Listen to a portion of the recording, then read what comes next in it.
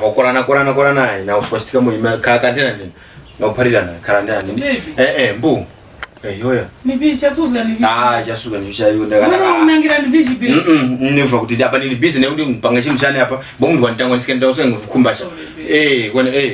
kwena tumulangizenge na mwana wala wesu nasu ndipita naka mkakhala ka mchimba ndikaso na musi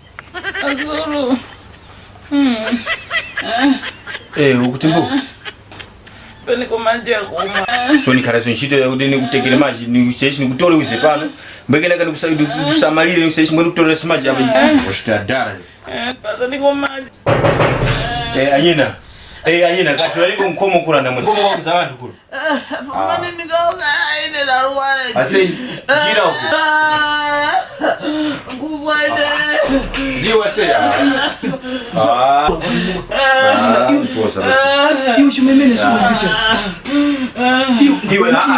iwe kadanga po mnunyaka kumanika kumane naye ase na kusimbanga iwe shumemene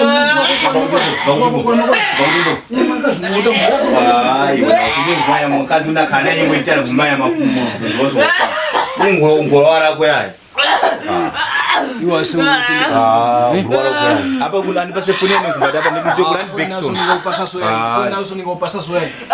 zamuni ushumene boza kalo shumene ne vishi jasuka njivishi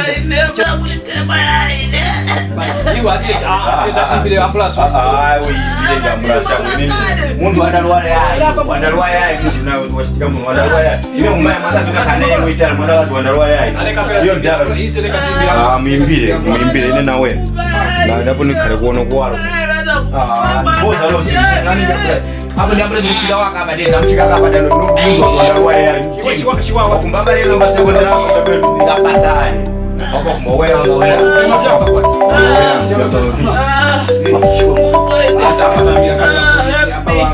yes, you're talking to me, Mr. Special.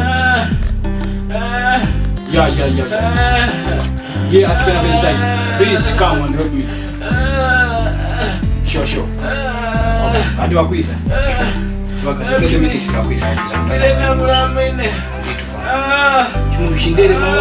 mamoto wasamaningazi maiba omnyumba mbwenu chitoko mwangazo wamtola bambuisa sono mbwenu kwamba kusanga drama mbwetu kumtukumu aya yema inguni para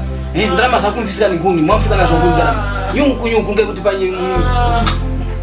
mwana valero mudise tikawa ni kale waka mabruku wakamusi wakachubu bichi aya mata wasono imu mufumbenge isi tilizika sakani kutondaura ilongose kutondaura ya kutandaura munge maka kutandaura kutandaura kitu reka ni ambulance yafika paona pa nini kumana wapa